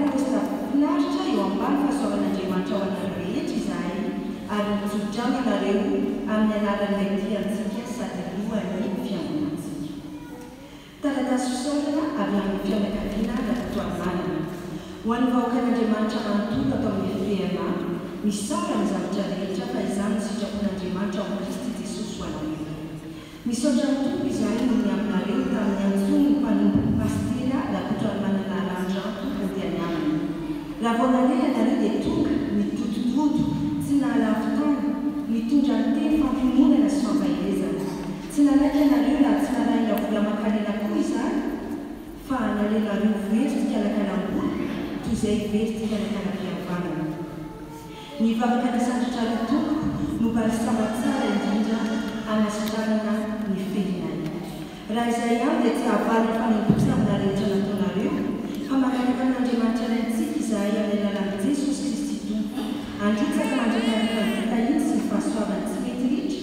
hoanareo tsirairay soan'ny FPM. Andriamanitra tanteraka izay rehetra tokony anareo araka ny arivo amin'ny voninahitra ao Kristy Jesosy. Misaotra tompokolahy makasitraka tompokovavy. Hoy ny vadiny, rakotra ny manana lanty, ny zanany rakotra ny manana Andrea, ny reniny rakotra ny manana Félicité ary ny fianakaviana. Toizao ny vaovao eto mifaritansika, mikasika ny zakabe sy ny fifanana tompona andraikitra. Mbola manasantsika hatrany anatrika ny zakabe sy ny fifanana tompona andraikitra fahajanona. Mihemitra hatramin'ny rambitso alatsinainy ny fankafisonatalanana ho antsika Toulouse ary azontsika tao any amin'ny filompanampy Andriamanitra Edgar Andrianatoandro izany. Nanapa-kevitra ny komity ny fiangonana fa ny fanampiana ho antsasabidy ho an'ireo mpizaika mandritry ny roa andro ka ho an'ny olon-dehibe dia 35 € ary ho an'ny ankizy dia 17,50 €. Ny fiara fento dia niantoan'ny fiangonana 80 €. Toizao ny vaovao eto amin'ny tampitsika farakasy fisaorana. Ny fianakaviana razavitselona ny fiazony amin'ny saotra n'Andriamanitra no nanomezana ny rahabolana indray ka sy miadana vola nandritry ny 20 taona. Misaotra sy mankasitraka anareo mpiara-mivavaka FPM Toulouse nampahery ny trotro-am-bavaka ary koa na ny fitiavana anay. Andriamanitra mipakarefasoavana ny amaritra anareo. Taratasy fisaorana avy amin'ny antokopira Velomazava. Ainsi, mes frères bien-aimés, soyez fermes, inébranlables, travaillant de mieux en mieux à l'œuvre du Seigneur, sachant que votre travail ne sera pas vain dans le Seigneur. Gloire soit rendue à Dieu seul pour la réussite de ce cœur uni. Nous tenons à remercier tous les saints, les commissions du cœur uni, le bureau de l'Église, tous les paroissiens, mais aussi tous les bénévoles qui ont aidé, porté en prière, qui se sont plus que dévoués pour l'œuvre du Christ. Tout ce que vous avez fait a compté et a contribué à ce merveilleux témoignage. Vous avez accepté d'être son instrument et sa gloire a resplendi. Nous en sommes tous témoins. Notre Seigneur a vu tout ce que vous avez fait pour lui et il n'est pas injuste pour oublier tout votre travail. Merci pour l'amour, l'unité, la solidarité montrée par notre Église. Que le Saint-Esprit demeure en nous et continue son œuvre en nous, car beaucoup d'autres défis pour le Seigneur nous attendent. Fraternellement, la morale Velomazava. Et pour ceux qui le souhaitent encore et qui n'ont pas pu passer commande de polo ni de t-shirt de pull cœur uni, vous pouvez encore le faire jusqu'à ce lundi 21 mai sur le site du cœuruni.net pour les t-shirts de suite collection cœur uni et auprès de la correspondance au bureau de la chorale à la sortie de l'église pour les polos cœur uni. Pour les SPA, juste un petit rappel que la dernière évaluation de l'année sera dimanche prochain, le 27 mai, à 9h15 au Vieux-Pont. Vovova misamba na fivoazana, zebula manasatsika hatrany amin'ny convention fasily ambroapolo misamba na fivoazana ilesan'ny FPMA, izay ataon'ny valo ka hatramin'ny 10 Jolay any Besançon. Ampahizahirana fa ny fandraisana anjara amin'ny sakafo sy ny fatoriana dia 115 € ny herinandro kely, 35 € isan'olona raha latsaky ny efatrandro, 5 € isaky ny sakafo tsy misy fatoriana ary namaim-poana ho an'ny ankizy latsaky ny efataona kanefa aoka tsy atao vatom-sakana ny fandraisanao anjara. Mba hamola ny fanaminana dia manaiky antsika soratra lalana ny Andriamanitra natira be Andriny izay Andriamanitra ary laza l'Andriamanitra efa soa. Mifanana ny asabotsy 10 Jona ny fisoratana anandro. Fitsangatsanganana fiangonana. Misy ny fitsangatsanganana ny nasan'ny fiangonana manontolo raha pitso alatsinainy Pentekosta ka samy mitondra piknika isika rehetra. Izany dia hananaloatra nanaovana journée détente miaraka rehefa avy miaraka nanatanteraka ny cœur uni isika fiangonana manontolo lava maro. Manomboka amin'ny 12 ny fotoana avy any amin'ny parc du sud any Lanaky. Fitombavaka ny fiangonana. Noho ny fahafitany cœur uni sy nahavitany asa rehetra araka ny faniriana dia anokana fitombavaka ny fiangonana isaorana n'Andriamanitra sameza amin'olonanitra azy noho ny fitaliany ny FPMA. Koa sainy sy teo tonga ny fitombavaka manaraka amin'ny zoma zao 10 May amin'ny fitona sasany arriva atao amin'ny temple du Salama. Toizao ny diantsika ny fanompofavanana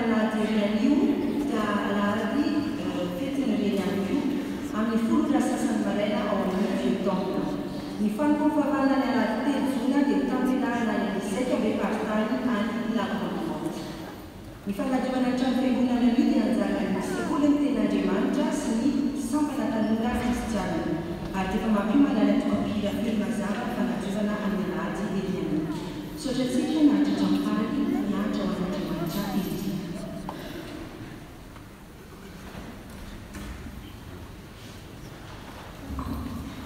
Fotoana lehibe aloha ary amin'ny sisinadava dia nona fa tsy vitsy isika diany velany Toulouse tonga eto manatona izy ireo. Fanaontsika ny arava sy ny sodrano vahiny izay tonga mamaky antsika ary miaraka antsika eto fotoam-pavavaka makataka anareo na iza na beza ianareo zao vao tonga eto ary ny Toulouse mba hitsangana arabainy FPMA Toulouse ary mety tsofondano mianareo.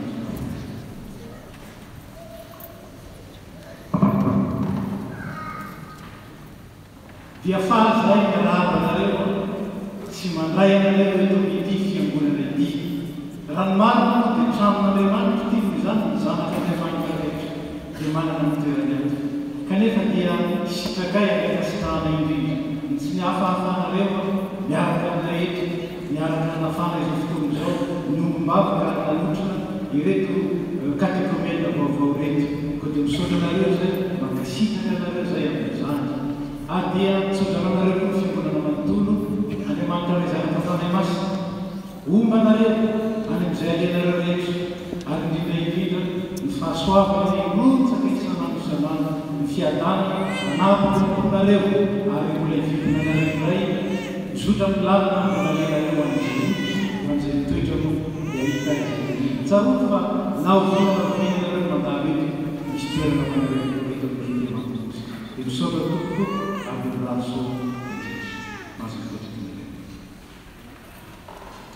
retsika teo fa vita ny keurmi valiny folosoarivo misy sady miantso ho amin'ny saika be partana mety koa ilay mpanahy eritreatra hoe encore vao teo vita nefa dia zao ray nefa ny tsara ihany manamaritra fa ny fiasan'Andriamanitra amintsika olombelona dia tsy fiasa amin'ny nofo fa fiasa amin'ny fanahy. Ary rehefa mahery ny fanahy dia mandresy ny nofo ary indrindra mandresy izay mety fahalemena. Misarika ny saintsika indrindra ao amin'ny be-paritany fa fiangonana fivoribe ho an'ny fiangonana rehetra eto amin'ny faritany. Isika ny faritany dia tsy fiangonana indrindra amin'ny FPMA. Kanefa dia manasa antsika rehetra vao teo tsika amin'ny raikely olona enjano latsaka kely ny raisitsika tonga teto daholo izy zao ndray sika dia mba asaina ny Montpellier any la grande motte ny ranomasina dia isika ndray ny tempereraka zay na tahaka izao zahay zao ny tenin'Andriamanitra mpaherezana antsika Isaia 5:4 tsy mba mety ho reraka na ho sasatra ny tompontsika tsy takaky ny saina ny fahalalana mba hampatanjaka ny reraka dia azo kely ely dia omeny be hery be na dia ny tanora azy dia ho reraka sosasatra ary na dia zatova azy dia mitafotoro fa izay miandry ny Jehovah kosa dia mandroso hery fikarana tahaka ny voromahery dia azakazaka izy nefa sosasatra andeha izy nefa tsy ho reraka. Ny zakabe partany atao amin'ny faharoa sy matelo ny volana jona izao any la grande motte ny Montpellier.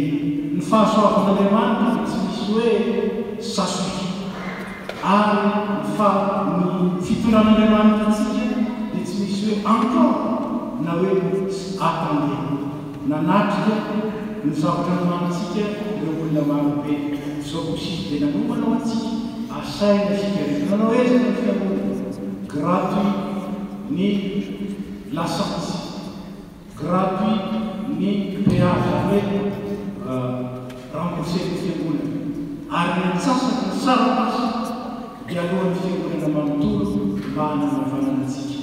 Mikatona ny fiangonana amin'ny alahady telo zoka dia fanasana ny fanasana ny dikany dia any isika miara-bavaka amin'io any isika miara-manao fanasana tompo amin'io ka dia antsona isika rehetra anao manantso manokana ny cadre rehetra ny fiangonana mampianatra ny mpitary fiaino sampana tokony andraikitra rehetra tsy atsokazy satria formation de cadre amin'ny kainareo fa raha cadre ny vava manahoana ny anatiny ao ka dia entanina io isika cadre mba ho cadre ary isika vaokan'andriamanitra koa mba anaiky hiditra ao anatin'ny cadre dia mahefabe fa tsy foana zay koa fikerenareo aina mitombo famitony asika zany amin'ny fahafahaterotonjona any alalikamonody amin'ny sorry.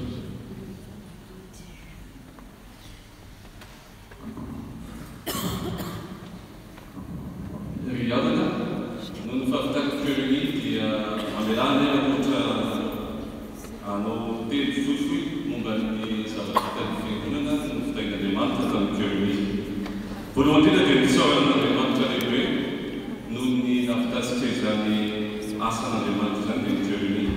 Misaotra ny mpitandrina ray aman-dreny eto amin'ny fiangonana, misaotra ireo olona mpanao saina anatin'ny fiomanana, misaotra n'ireo zokiolona tonambavaka sy nandeha anjara tamin'izany koa, misaotra ny bao amin'ny fiangonana ny komity ny fiangonana, misaotra ny vondronasa efatra eto amin'ny fiangonana, misaotra ny sampana fito eto amin'ny fiangonana. Ny sampana dia misy ny sampana STA, sampana TIG, ny sampana fifoazana, ny sampana tanora kristiana izay sindianina manokana efa nolazana tamin'ny lahady teo fa tsara ny manamafy fa manana tanora mavitrika isika ary dia saoran'Andriamanitra na ny nanantsika azy ireo na nampiseho izay hery kely men'Andriamanitra azy nomeny tamin'ny fioriny ary nanaovany fanampiana rehetra tao anatin'izany asika lehibe izany. Isaorana ny sampana SFK, sampana lela kristiana izay karakara manokana ny resaka logistika sy ny transport. Nisy zavatra kely tena nahafinaritra misy tamin'ny isaky tatitra ny olona isika ny lakanisariva sy ny zomariva sy ny lahady maraina dia tena ohatran'ny nahafinaritra ny nahitan'ny taxi kely be lehibe teo am-piravana ary betsaka ny olona tena nahita fa mikahina ny tafitoloza anatin'izany ka zava-dehibe isika rehetra nandeha anjara tamin'izany ka isaoran'Andriamanitra. Misaotra ny sampana SVK, sampana vehivavy kristiana izay sindianina manokana koa niezaka nataony nanao vary ny tamin'ny sakafo hariva ny sabotsy hariva izay tsy tao anatin'ny programme fiangonana mihitsy nanao izany nefa noho ny fanahy masina izay niasa ataon'izy ireo dia nanao ezaka manokana izy ireo tao anatin'izany ary dia nafaly ny mpizaitra rehetra izany ezaka manokana izany. Ary farany dia misaotra antsika rehetra fiangonana manontolo ny mpiambina rehetra tsy sakanavaka ny tondrambavaka akaiky nanavitra tamin'ny fioriny. Misaotra antsika rehetra nanomeny don maro tamintsika no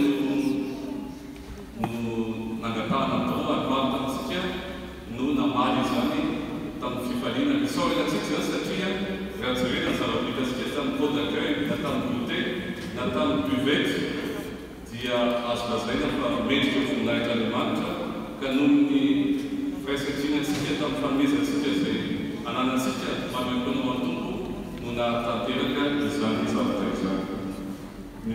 Ary farany ny sampana izay nataoko farany mihitsy dia ny sampana koralina anteneny izy teo fa misaotra azy ireo isika tao anatin'ny fikarakarana rehetra nasehony tao anatin'izany fioriny izany niara-bretina tamin'ireo korista dimanjato ny FPMA ka zava-dehibe koa izany.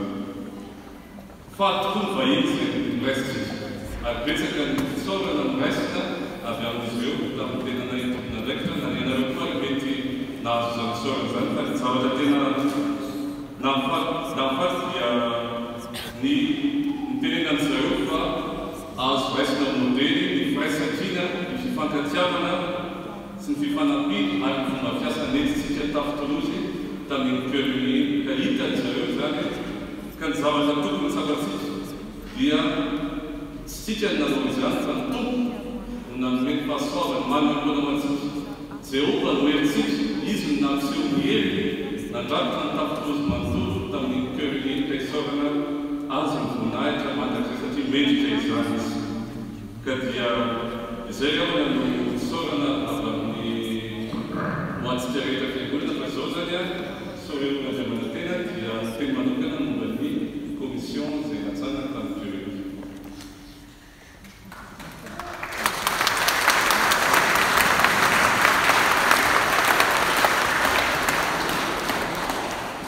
Allora, la città mi dà anche mi tuan sacco, e mi dà anche una lascia, poi c'è una scelta, ma che non è sufficiente, non so. Solo per lo sangue di campo, che c'è una commissione, che dopo sangue per l'Unia, e allora in altro fa una FNAC, che si è alzata, una veste alzata, una famiglia, alla catena che sa, che in casa di città si era dentro una commissione, racconta un po' di solo tough tuttora se non loro one year se non loro al paese di mana se la torna sotto questa sei devo saltare con sostanziale di commissione sarei come allora il sotto sarei la commissione a dunque di consigliere se dunque non ti c'è tu sei una passata una figura che si deve fare una fuga ma è dalla allora sotto come si sta la torna hanno fatto per un tempo per bisogna di sotto quello se HSP sarebbe calcolare le specifiche di scelta che ci dobbiamo fare forse questi che la scelta in giro non vedono questa casa difetti si allora se la vita per abbiamo parte con il milito che sotto il terzo della permanenza fate il suo salto che sarà vorrei fare dove si è sotto la loro consistenza, ma non è sempre come la legge di ritmi, vedete come si è ma io sono nulla, mi conservi che l'uniassi, per bisogna di un concordo, per bisogna di città di partizione di freelance, sotto la loro carriera che in casa di loro concordo, e un volato come conservi, ni facciamo sapere che l'Unione li facciamo fare sul locatore, le concerti, così possiamo di conoscere il gatto sulla sorriso, tanti concerti, a un altro approfondire l'Unione di concerti, a un film se la fuga, a ancora parlare di vorrei la faccia. Sotto un compito, che ora sono più la vita non è una mostra di una giovane, suka ta masta na fnafta na ina ke coleção na ina cigareta dentro também polo a fuparas ai ranziere di conserva vedete na fnafta tudo acessório passata ci sono da fazer bem da bem se não tem acessório lá de WhatsApp quando eu grupo na gama se na smart de machine algum confio para chegar para se pura sorte Arciundan loro farci di cœur, senatore Cameron, confione perché sono si fa mi fanno di sensi che pensano, perché lo c'è un sotto da loro di senatore da loro, un talento se mi ha chiamato da loro, non ha sempre come iscrizione e accueil, se loro les catalogues fácil para estar presente, sabemos que nós não catamos, serve a melhor só, serve uma catalogação, se não nós já temos, é necessário que para catar, para que a gente tenha isso. Até na final, para mim, já tem tic fora de da saúde, limite, a ligação só para o quanto nós comíamos, tem a lua da fala, saúde, tic, a lua, canção de dança, e como é que faz tudo une commission pour voir le NAS et pour la manière c'est la TINAS c'est l'eau c'est la stratégie c'est la limite c'est la manière de c'est la montagne de la chambre sur le comme là c'est le la chambre pour à la chambre femme le coup comme bloc commission logistique les indicateurs ça va comme la FNAC et les taxis de bébé madame la cour c'est-à-dire la TINAS comme commission logistique praticamente non poteva nulla, tu da nulla ti stoppi la foresta, da te fatto, nella forza del grado, sono di compiere le travail à l'émission. Je vais continuer en français, parce qu'elle est majoritairement composée de l'esthétique et du numérique.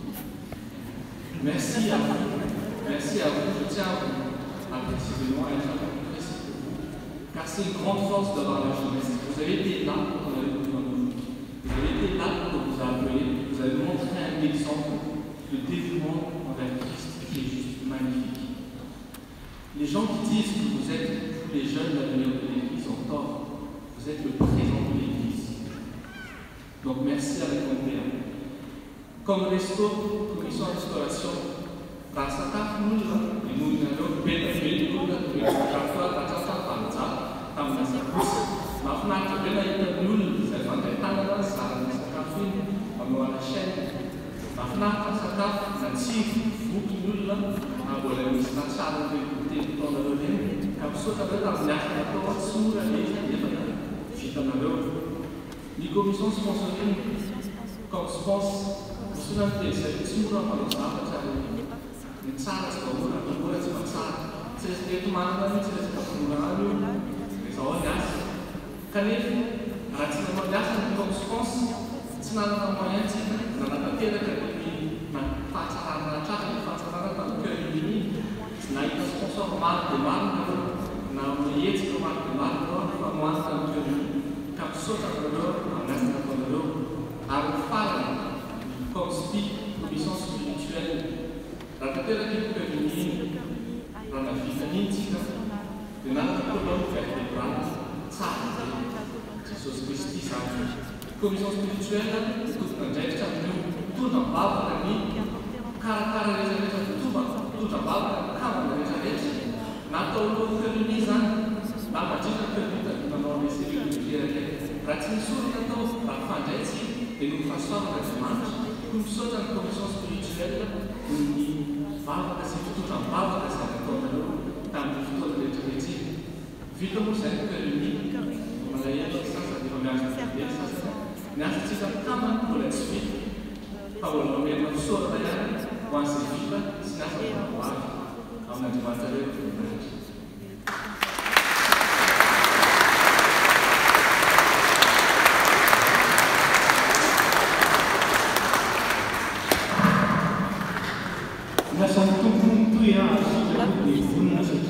Vaccino potrà medi mi fa suave, sei avvenuto. Tu non mi fa la terra un po' di sembra. Con l'asa non vede questo, tu non fa la terra un po' di dia, si che buona non può usare la terra un po' di nisci fa luce usare, di invece come usare la cosa fuzzi, con fittina che manca di arma usare, non ha che suave. Tatazy mifangatsika telo fiandoana rakitra inteko zany ny vokatra ny rakitra voalohany ary ny rakitra faharoa. Dia koa ny tarikatsika ho amin'izany zahozy izay manome amin'ny fifaliana makasitrahana.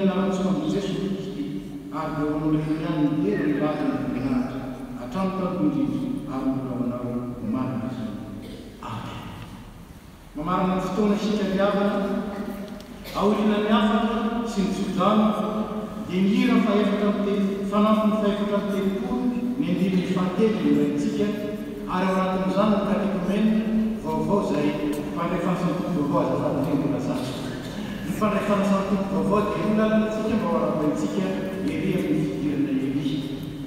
Ny fanampy fa efatra am'telopolo ny amin'ny fahatelo ao ilany afatra sy ny fotany. Iara-mitsambo isika amin'ny afatra ary mitaraika ny fotany.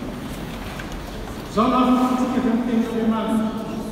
Mifalimana kariva, mivavaka azo mitsafa, misaora amin'ny zavatra rehetra, aza manao ny fanahy. Aza manao tsinotsinona amin'ny faranan'iny, fantaro ny zavatra rehetra, azo ny mafy izay tsara, ary fadio ny fanaon'azy rehetra. O aminareo an'ireo